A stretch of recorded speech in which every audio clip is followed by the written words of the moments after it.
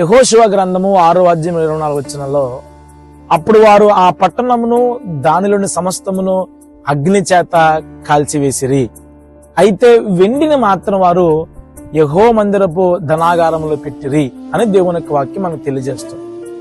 మనం ఏమనుకుంటామంటే యెరికో అనేది లోకము కదండి, యెరికో అనేది పాప సంబంధమైంది కదండి, యెరికో ప్రజలు అక్కడ మానవ దర్భేద్యాలను మానవ ప్రాకారాలను తమకు గొప్పగా చేసుకున్న వారు కదండి, దాన్ని నమ్మిన వారు కదండి, కనుక లోకం అనే యెరికోలో సమస్తము నశించిపోయింది అని మనం అర్థం చేసుకుంటాం.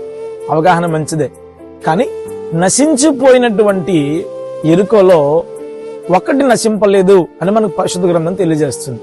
అదేమిటంటే వెండి తక్కిన యెరికోలో ఉన్న సమస్తమైన వాటితో నశింపకుండా యెహోవా మందిరపు ధనాగారములో పెట్టబడింది.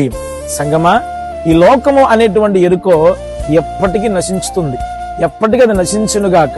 ఈ లోకంలో ఉన్న శరీరాశ, ఈ లోకంలో ఉన్న నేత్రాశ, జీవపుడంబము, పాప సంబంధమైనది ఏదైనా సరే నశించుకోవలసిందే. సమస్తము నశించిపోయే ఈ లోకములో, లయమైపోయే ఈ లోకములో మనము వెండి వలె నశించి వాళ్ళలో ఒక్కరిగా ఉండక యెహోవా మందిరపు ధనాగారములో పెట్టబడిన వారముగా ఉండాలి. అనగా నశించిపోయి లోకంలో మనం నశించిపోకుండా యెరికో అనే లోకంలో నుండి ప్రత్యేకించబడిన వారమై దేవుని యొక్క రాజ్యములోనికి ప్రవేశించే వారముగా ఉండాలి. అటువంటి వారముగా మనం ఉండాలంటే దేవుని యొక్క వాక్యం ఇలాగ తెలియజేస్తుంది, మనము వెండి వలె జీవించాలి. వాస్తవానికి బైబిల్లో వెండి ఎవరికి గుర్తో చెప్పనా, పరిశుద్ధ గ్రంథంలో దేవుని యొక్క వాక్యము ఇలాగ తెలియజేస్తుంది, యెహోవా మాటలు పవిత్రమైనవి, అవి మట్టి మోసలో కరిగి 7 మార్లు ఊదిన వెండి అంతా పవిత్రములు అంటాడు. అంటే దేవుని యొక్క వాక్యాన్ని ఎవరితో పోల్చబడింది? వెండి చేత పోల్చబడింది.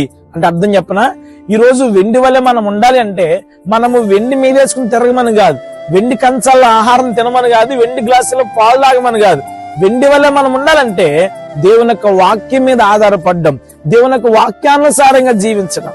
వెండి ఎంత పవిత్రమైన దేవుని యొక్క వాక్యాన్ని దివారాత్రము ధ్యానించడం, ఆ ధ్యానించిన దాన్ని, ఆ విన్న దాన్ని, ఆ చదివిన దాన్ని, వ్రాసిన దాన్ని మన జీవితానికి అన్వయించుకుని ఆ వాక్యానుసారముగా జీవించడం.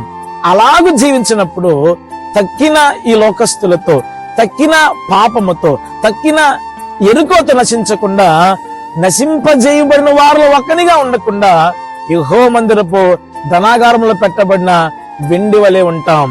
అట్టి కృప ప్రభు మనకు అందరికి దయచేయును గాక.